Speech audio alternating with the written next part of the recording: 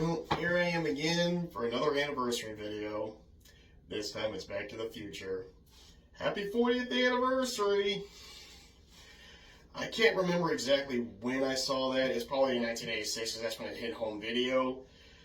But that was always a big movie for me. I love it. It's awesome. It's not my favorite film of 1985. That title goes to Pee-wee's Big Adventure. That's my favorite movie of that year. But still, Back to the Future is on the top 10, so don't come after me with those pitchforks and torches. I love that movie. I'm probably going to have to say, God, it always makes me feel good.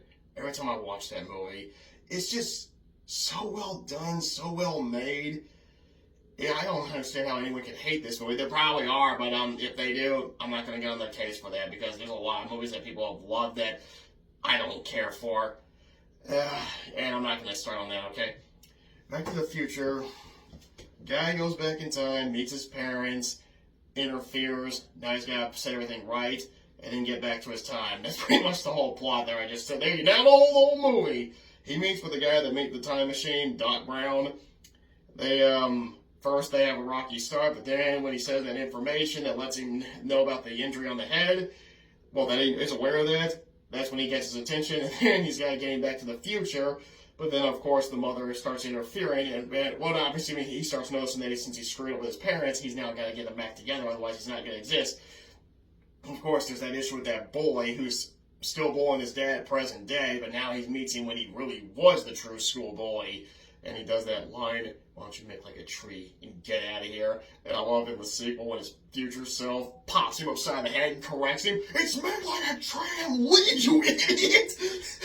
I'm gonna do the same thing to my past self. Pow! Like, stop saying that! Oh goodness. Love it, love it, love it. But I love Pee-wee's Big Adventure more. Sorry guys, I do like that movie more.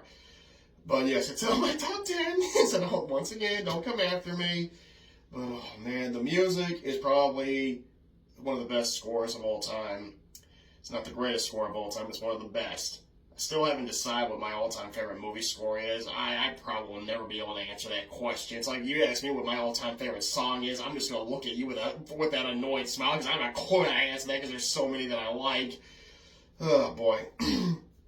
Michael J. Fox was brilliant in that, so was Christopher Lloyd and everybody else who was in that film. But when it comes to the sequels, I always found the second one of a letdown. I didn't hate the movie, but yeah, I didn't really go for it as much as everybody else did.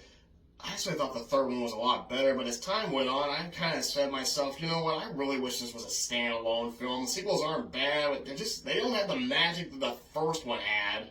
So yeah, I wish it didn't have a cliffhanger in these days. I just wish it was a standalone movie. That's all it needed to be. Now that I'm pretty sure now people are definitely going to come after me for saying that, but that's how I feel. I'm sorry if I offended you. If you don't like it, there ain't nothing I can do about it except accept the fact that you're going to be mad at me for saying that. Oh, goodness. Favorite part? Of course, it's the skateboarding scene. You're gonna love that. Of course, I do like it when he goes to school. That's probably my second favorite scene. Then the old grab the car. When I had a trip in Washington, D.C., we were in a cab, and there was a guy mimicking Marty McFly, and he was grabbing the cars, hanging onto them around that skateboard. The cab driver saw him grab on, and he started yelling at him, "Oh my God, get off my car!" It was funny.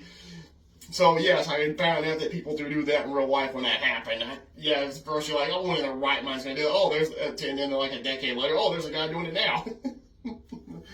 Oh, goodness. Oh, goodness. Oh, when it comes to the second film, when Crispin Glover was not in it, the fact that Crispin Glover was not in it, I didn't know that until I watched Watch Mojo do a video that revealed that law that they passed because of that. I'm like, he wasn't in that movie? I told my brother that, he freaked out. I told everybody else that, they all freaked out. It's like nobody got that information. Probably because nobody was looking for it. But yeah, I will go into the second one some other time, but that's probably, I just wanted to bring that up for the heck of it because I just had to. Now, my best memories with Back to the Future are visiting my grandmother, and she always had a recording off television with the commercial breaks. So every time me and my brother, when we went down there, me and my brother would just go up and watch it in there. And that's pretty much how we watched it. We never bought the film on VHS. We never recorded it. We watched it on regular television, or if it came on HBO. I don't remember if it did or not, but if it did, we did watch it on HBO. But my true memories of watching it are that VHS recording at Grandma's house. After that was the Michael Ironside movie, Visiting Hours, so usually we would watch those side by side. Not all the time, but from time to time. So that was how, that's how I saw that movie. Of course, my grandmother said she kind of regretted recording that because she said as time went on, she didn't watch movies like that anymore than I did. Boy, before my grandmother passed away, I went down there with Dad and I browsed around through the VHS this year, and I'm like, she still got it. So this was like in the mid 2000s, and when I came home, I told my brother, he literally had the same reaction. She still has that? And the answer was yes, but unfortunately, I think that VHS is now lost. And I really want it back if it would be possible, but I don't think that's going to happen. Because I don't know what happened to Grandma's VHSs after she passed away. Maybe her cousin got them, I don't know. Or they probably went to Goodwill. But if you are watching this and you have a VHS that's Back to the Future, the television record with commercials and Visiting Hours with probably the commercials as well, then you've obviously found it. I don't think I can ask for it back. Enjoy it. It's yours. Still would want it, but I can't.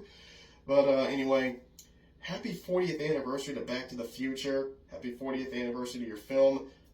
Michael J. Fox, Christopher Lloyd, Steven Spielberg, and Robert Zemeckis. I thank all of y'all for giving us that movie, and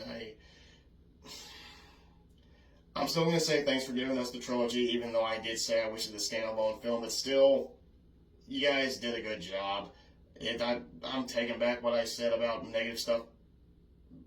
I think I'm probably still going to say I wish it was a standalone movie, but still, thanks for the trilogy.